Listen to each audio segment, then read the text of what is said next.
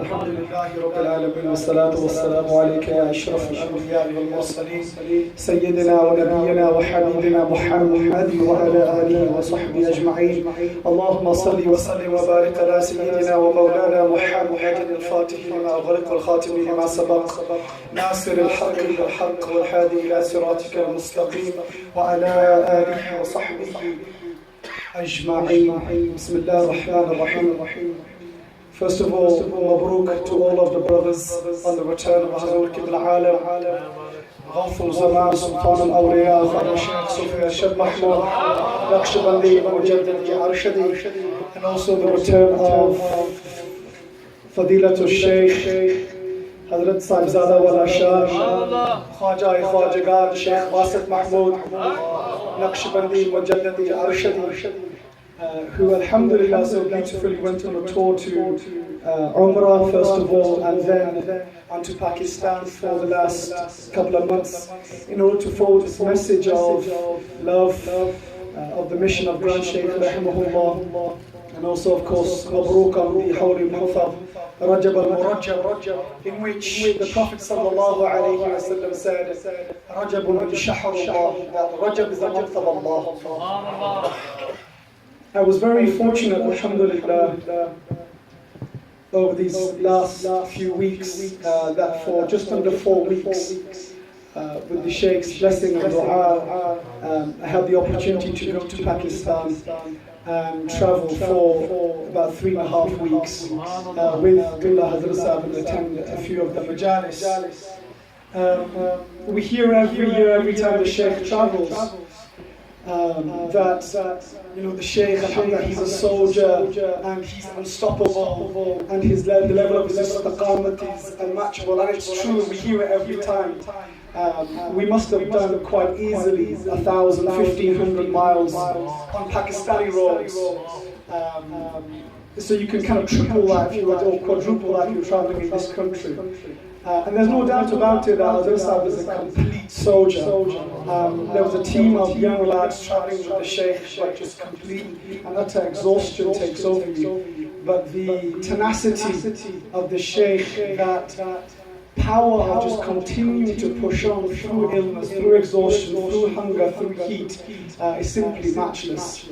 But what I do want to share with you are a couple of characteristics I saw in the Shaykh during the journey, and a couple of accounts that I heard from Hazrat Sahib, despite the 10-15 years I've been in some form with Hazrat Sahib. Some accounts I heard for the first time from the Shaykh, so inshallah I'll share those with you. I mean, Hazrat Brother Abbas, Sufi Abbas, he eloquently spoke on the month of Rajab, and I thought that was enough as an English speech.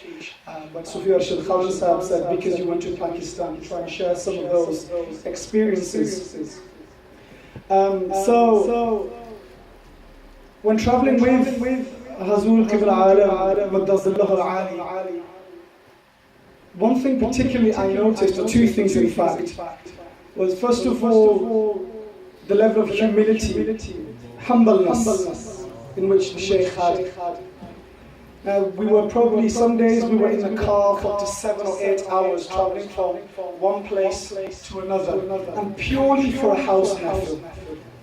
Imagine traveling in the heat and in the dust for 6-7 hours to go to a majlis where the room is no bigger than say 4 foot or 5 foot by 5 foot. 5 or 10 people sitting there. Hazrat Sahib goes there, makes them feel so loved. People who don't actually have running water, I've got in that particular place I'm thinking of, Faisalabad, Hazrat Sahib had to make wudu using water from a jug.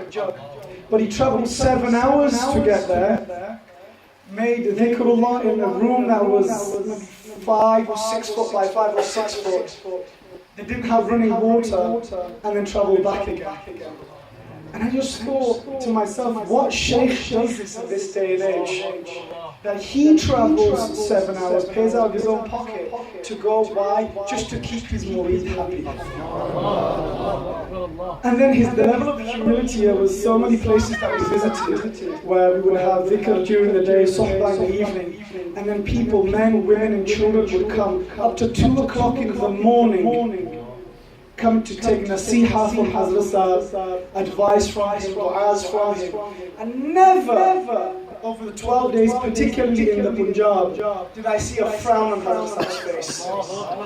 He sat there clearly exhausted, but the smile on his face, listening to people that, I don't have any children, or my daughters can't get married, or I've got financial problems, and hearing the same thing day in, day out, but just that constant smile on Hazrat Sahib's face, listening to these people, giving them advice, and doing so in the most humble way. And that's one thing I took away from this particular trip, is the humility of Hazrat Sahib. But this humility goes back a very, very long way. I want to share with you an account, inshallah, which is very, very famous in Central Asia. And the account is known as the Khalifa of Sayyiduna Khaja Muhammad Zahid al-Bukhari. Now, we know, every single one of us, that we're here today. Allah has granted us the ability of salat, siyam, dhikrullah, salatul nabi, alayhi salatu wassalam. Anything we do ultimately comes from Allah. But the means in which Allah granted us that tawfiq is the shaykh. No shaykh, no means to get to Allah subhanahu wa ta'ala. And it's a simple formula. If Hazrat Sahib hadn't come into our lives, we wouldn't be sitting here, nor would we have had the ability to remember Allah and His Prophet sallallahu alayhi wasallam. But the responsibility and the character of the awliya Allah goes so much further. And inshallah this account should try and hopefully help us understand. There was a Khalifa, a deputy of Khaja Muhammad Zahid al-Bukhari radiallahu anhu. Khaja Muhammad Zahid is one of the masters of our golden chain. The successor of Sultan al-Awliya, Khaja Abdullah Harar radiallahu anhu, and the spiritual master of Khaja Durwesh Muhammad radiallahu anhu. So Khaja Muhammad Zahid al-Bukhari rahimahullah wa radiyallahu anhu had a Khalifa. And this Khalifa was a very established, well-known deputy of the Shaykh. And for all of the murid here today, and those particularly who have been given ijazah from the Shaykh, we need to really listen to this account and take away the message behind it. The awliya say that those bestowed with generosity from Allah subhanahu wa ta'ala and the Prophet sallallahu alayhi wa sallam, the greatest sin they can make is to think that they are better than somebody else. For the original sin committed by Shaitan was that he thought he was better than Sayyidina Adam. He's created from clay, I have been made from fire. So by default I'm better, I'm not going to do sajda. So that was kind of the original sin, what we call pride, or takabbur, ghurur, arrogance. And the worst thing that can destroy a Sufi is arrogance, is pride. And the Prophet ﷺ said, he who has an atom's worth of arrogance in him, he will not even smell paradise. So this Khalifa of Khaja Muhammad Zahid al-Bukhari radiallahu anhu, he became very popular in the age of his Shaykh. He had a big halaqah. He was giving irshad to many people. Scholars would come to him. But this problem of arrogance through Shaitan seeped into his heart. And when arrogance comes into the heart of a believer, particularly a Sufi, then Allah subhanahu wa ta'ala takes away the rahmah from him and puts in his heart a shahbatul haram. Puts into his heart the desire of haram. So when this particular Khalifa, he thought, so many people come to me, kiss my hand, dress me in turbans and gowns, give me gifts, sit on my feet. This disease of arrogance seeped into his heart. And when an arrogance went into his heart, Allah took away his fadl, his generosity and kindness, and put a shahwatul haram into his heart. He then went onto a path where eventually it led this Khalifa to commit a kabir sin, a big sin, when he went and slept with a widowed woman. After committing this sin, he realized what he had done. But those who tread this path of tasawwuf, who traverse the maqams of tazkiyah, and we all have good days and bad days, and particularly when we have bad days, where we fall into sin, our heart tells us, our ego tells us, you know what, don't go to the mehfil today, because Hazrat Sahib here knows what you've done. And it's true, the Prophet ﷺ said, اتقوا الفراسة المؤمن والنذر نور الله. Fear the firasa. Firasa isn't just the sight. Firasa is sight, sound, and insight. Awareness. So we often say, we hear ke moment ki nazar se do. It's nazar. Firasa is a nazar. Firasa is a complete and utter awareness of the state. But the Prophet said, beware of the firasa of the mu'min, for he sees with the nur of Allah. And this is very true. And so you think, you know, if you've committed a sin, I'm not going to attend the majlis. Best not to go to the shaykh or not to attend the weekly gathering. But that's the worst thing you can do as a murid. If you've committed a sin, how else will you be purified unless you come to the people of tasbih? So one thing, if we take anything away from today, is that doesn't matter how far we go down the wrong path, this is the only place we will attain salvation. So this Khalifa, this well-known Khalifa, he had his own murid, a huge halaqah. Ulama would sit with him. When he committed his haram act, his act of sin, he stopped visiting his shaykh, Khwaja Muhammad Zahid al-Bukhari radiallahu anhu. He stopped attending the weekly Khatm al-Khwajagat, and he stopped giving suhbah to his own murid. 20 days had passed, and the murid, his murid had said, we have not seen our shaykh, we have not heard of him, he has not gone to see Grand Shaykh Khwaja Muhammad Zahid al-Bukhari, and no one is aware of his state. So they thought he was ill. So some ulama and manifold of murid went to see Khaja, this Khalifa, Khwaja Muhammad Zahid al-Bukhari. And when they went to his house and knocked on the door, he said, get lost, I don't want to see any of you. So not only did he fall into a big sin, he cut off his connection. When this connection was cut off, the awareness came into the heart of his Shaykh Khwaja Muhammad Zahid al-Bukhari. Because the Shaykh, as the Prophet said, ittaqul firasatul mu'min. Fear, be aware of the sight of the mu'min, for he sees with the nur of Allah. And so far away, the Shaykh Khwaja Muhammad Zahid al-Bukhari was aware of the state of his Khalifa. So this group of people, they thought it is best that we go to the grand Shaykh, the big Shaykh, and tell him about the Khalifa.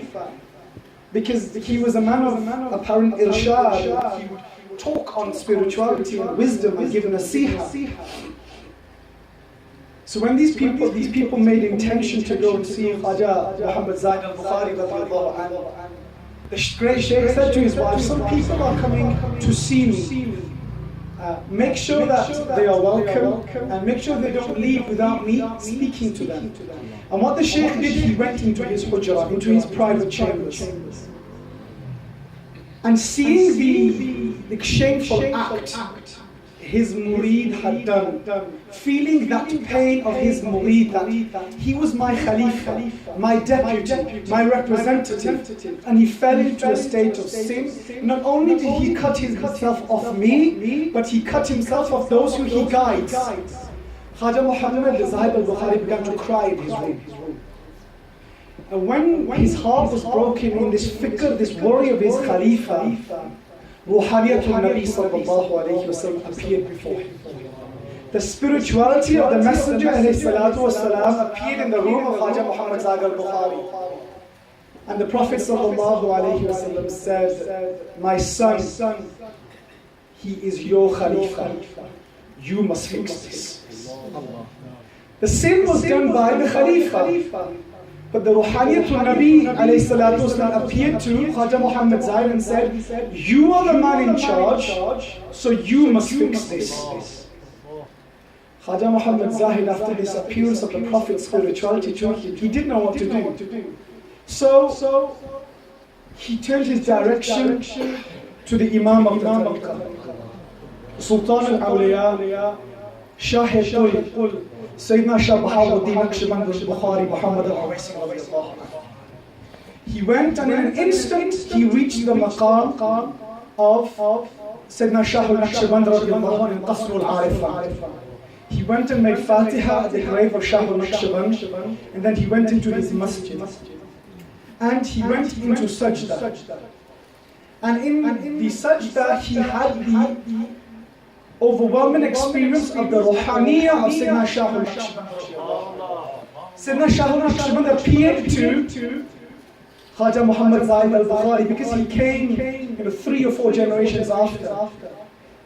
And Sayyidina Shah al-Naqshband radiyallahu anhu, he said to Muhammad Zaid al-Bukhari, he said, my son, you were the one who gave him khilafah without our permission.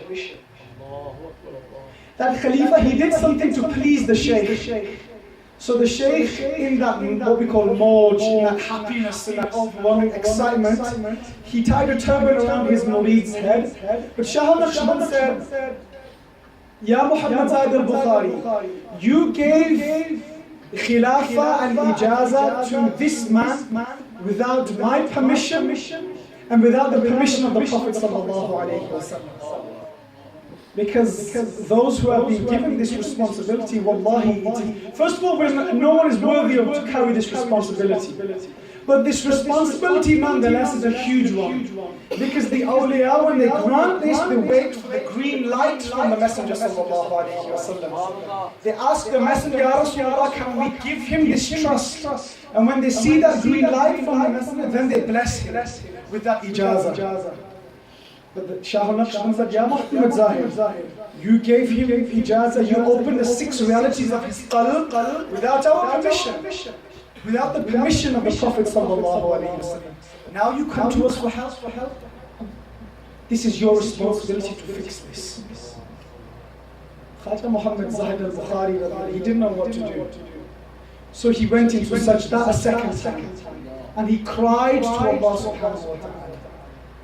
And from the Hataf-e Rabbani, from the heavenly realm, the heavenly voice said to him, Ya Abad, O my servant, not only have we forgiven your murid, forgiven your Khalifa, but we have granted him. Sorry, I'll go back. When he committed this sin, there's one crucial part I've missed out. When that Khalifa committed this sin and he cut his connection with the Shaykh and with his murid, within a month, that Khalifa's body, it began to grow, to swell, and his face blackened, and in that state he had passed away. And when he had died in that state, his whole body had swollen, and his face had blackened, and he had died in that state. And when he died, that's when the people went to go see Khaja Muhammad Zaid al-Bukhari to say, what happened to your murid? He died in a state of disgrace, that his face was blackened. And on that day, Khaja Muhammad Zaid went into his hujra, and the Ruhaniyatul Nabi came to him, and he went to Shah al-Naqshband. So when he went into the state of sajda the second time, Khaja Zaid Muhammad al-Bukhari radiyallahu anhu, he heard the voice from the Hataf-e Rabbani saying, Ya Abadi, we have not only forgiven your murid, but granted him a lofty station in the hereafter. But what was it that Khaja Muhammad Zaid al-Bukhari, what was it that he said or he did? When he went into the second sajda, Khaja Muhammad Zaid al-Bukhari radiyallahu anhu, he said, Ya Rabbi, he is my murid and I will not leave him. Even if it means I go into hellfire with him, he is my murid. I have taken responsibility, so therefore I will not leave him, Ya Rabbi.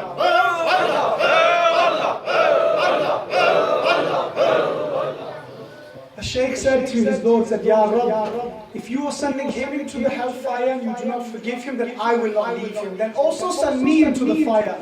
For he is my murid, he gave me his bayah and I accepted it. We made a contract that we will not break. So Ya Rabb, if you cast him into the fire, then send this slave of yours into the fire with him. And the rahmah of Allah subhanahu wa ta'ala, because these people are awliya Allah, friends of Allah. And Allah subhanahu wa ta'ala from the heart of Rabbani says, Ya Abdi, Ya Muhammad Zahid al-Bukhari, because of your supplication that you did not leave your murid, even we had cast him into hellfire, you said, Ya Rabb, throw me into fire with him, but I will not leave him. Allah Azza wa Jal said that we have granted him forgiveness and a lofty station in the hereafter, and the blackness from his face was removed, and his body returned to normal. When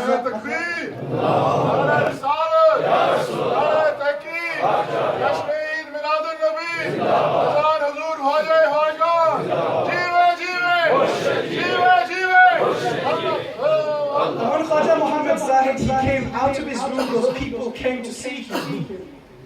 He made it out that absolutely nothing had happened, that he was unaware of what happened to his Khalifa. So these people came and they said, Ya Shaykh, your Khalifa, he died and his whole body swelled up and his face had blackened. And the Shaykh said, oh, someone make dua for him and I will say Ameen. He didn't even affix the whole situation, how he had fixed it to himself. He said, someone make dua and I will say Ameen, and inshallah, Allah will grant him forgiveness. So after knowing the state of his murid, after fixing his problem, doing such a huge sacrifice, he still humbled himself, he covered himself and said that somebody else make dua, I will say Ameen, and inshallah, Allah will forgive him. Wallah, my friends, this attribute I saw within the Shaykh. And this attribute I saw in the Shaykh approximately 15 years ago. And Madrasa was pulling on my kurta, so we have to finish. But when you go through life and certain experiences have an impact which lasts forever. I remember when I was still at university and I used to, on a Tuesday or a Wednesday, used to come and visit Hazrat. This is kind of like 2002 or 2003. And I was blessed, I guess, that Hazrat in his old white Toyota, which I think Sufi purchased later. The Shaykh used to come to the bus station, the train station, and pick me up. And often, as I said, we standing outside on the street with his hands on the car like this, waiting for our cheese. Again, where do we find a Shaykh like this? And then I used to jump in the car, and as I said, he should drive me, because I didn't drive at the time back home. And quite often the Shaykh would ask, do you want to stay the night? Because the halaqah at the time was smaller, so we had more time with the Shaykh. And that night, quite often I'd stay number 60. But that night, Hazrat said, I remember clearly that I'll send your mom as Qibla Amma ji Hazur. Janab said, today we'll send your mom to Sheikh Wasif's room and you spend the night with me. And I remember that we'd gone to bed around about 1:30. Hazrat was sleeping in Qibla Amma ji's bed and I was sleeping in the Sheikh's bed. And about an hour or so had passed, an hour and a half. It wasn't even 3 o'clock in the morning. And naturally my eye just woke up for no apparent reason. And I looked over at the Sheikh's bed and he wasn't there. And Hazrat was standing at the end of the bed in salah in a state of prayer. And I didn't lift the duvet off my head because I didn't want to disturb Hazrat. In my own weakness and lack of knowledge, not that I have any now, that I didn't want the Shaykh to know I was awake.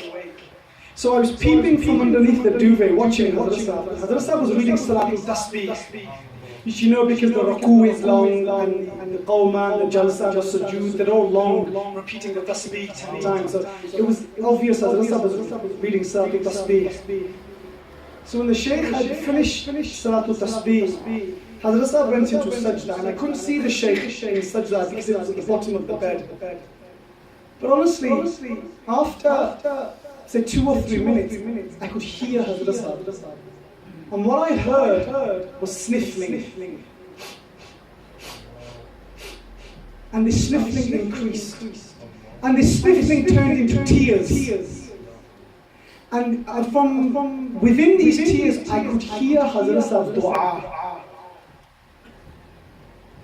And by God, Hazrat Sahib must have been in sajda for between, say, 10 or 15 minutes.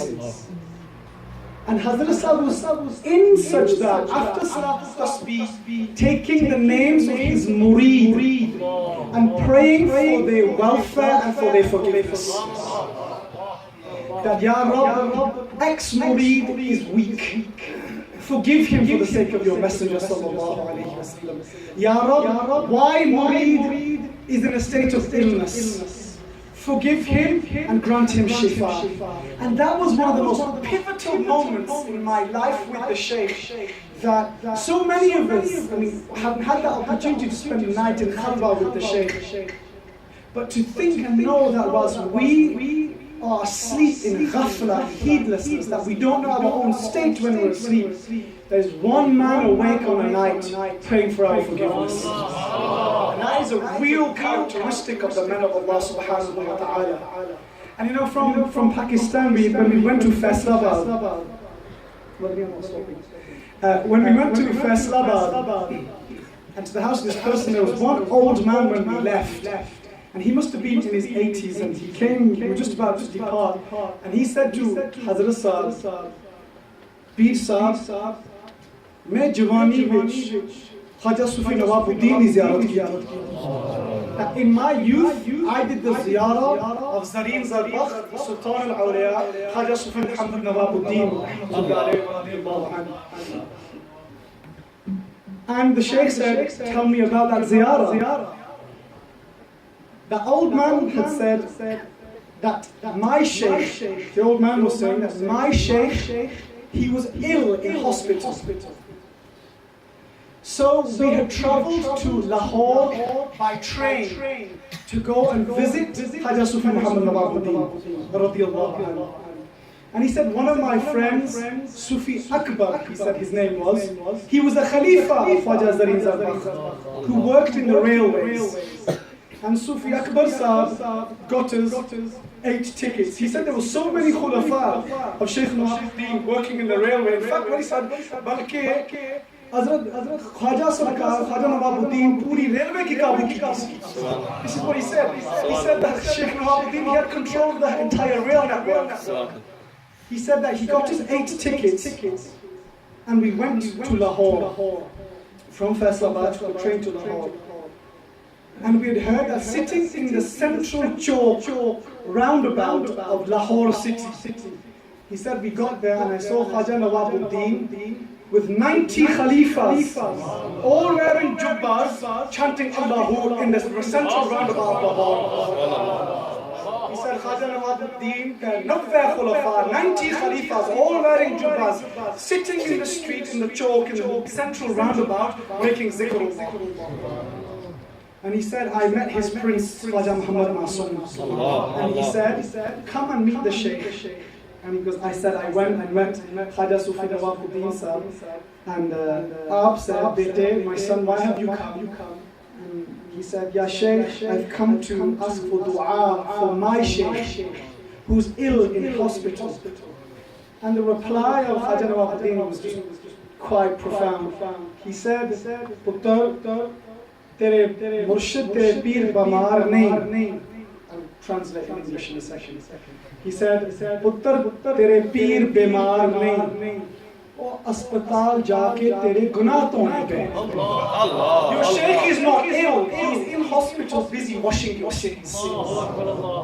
You know, if we look at the account of Khaja Muhammad Zaid al-Bukhari, we look at my own personal experience with Hazul Qibla Alam, and we listen to this story of a complete stranger about his one ziyarah of Shaykh Nawabuddin, we see this common thread which runs through the lives of the awliya of Allah. Honestly, we think as we love to be a Shaykh, wear nice clothes, have our hands kissed, get the best food at the end of a gathering. Well, this is the hardest occupation. People who burn themselves. And I remember in Harunabad, when we were there for a few nights, I was pressing Hazrat Sahib's feet and I was alone at the time. And Hazrat Sahib said, Sufi Sahib, to tread this line, you have to give up your sleep. And I said to the Shaykh, I said, Hazur, how do you overcome exhaustion, not sleeping? And the Sahib went like this. They said, Sufi Sahib, fikr ni sandani. Worry does not let you sleep. When you begin to sincerely worry about Ummatul Nabi sallallahu alayhi wa sallam, not your own personal worries that I'm unemployed or going into bankruptcy or the car needs taken to the garage, that's selfishness. These people are the selfless breed. That they don't worry about themselves or the people in their whole household who are sick. They stay awake night after night after night, worrying about the ummah of the Prophet sallallahu alaihi wasallam. The Shaykh said that all these people that come and see me in their tens and hundreds, day in, day out, to 2, 2:30, 3 in the morning, complaining about their worries. Hasab sits there with a smile, continue nodding and listening. The Shaykh said, despite exhaustion, when I lie down, their voices come in my head. They complain, and he said, I get up. And he said, I remember Khaja Nawabuddin, he used to make Salatul Tasbih. He'd be sitting and he'd jump up, Allahumma salli and read Salatul Tasbih. Sit down, continue with the suhbah. Half an hour later, get up, read Salatul Tasbih again. And the murid would ask, Ya Shaykh, you're making Salatul Tasbih again and again and again. And he said, my firasa, my insight, my sight, my hearing sees and hears my murid all around wherever they are in a state of upset or worry. So I plead to Allah that He takes away their worries. Because if I took anything away from these travels over the last 3-4 weeks with Madrasa, was that just how little we do for the Shaykh and how much He does for us. To the extent that these people really like Khaja Muhammad al-Bukhari, that in this life and in the hereafter, if we have any way of salvation or success, is holding on to the hem of the awliya Allah. These are just a few words of simplicity. If I made any mistakes, please forgive me. And Allah subhanahu wa ta'ala grant us all the real understanding and appreciation for our shuyukh. Because with them, inshallah, we are everything. And without them, for sure, we are nothing. Allah grant me forgiveness. Allah bless us all. Allah keep us in the company of the awliya in this life. And when the Lord raises in the akhirah, He raises in the company of the awliya. Wa sallallahu ala sayyidina wa nabiyyina Muhammad wa ala alihi wa sahbihi wa sallam. Subhanallah.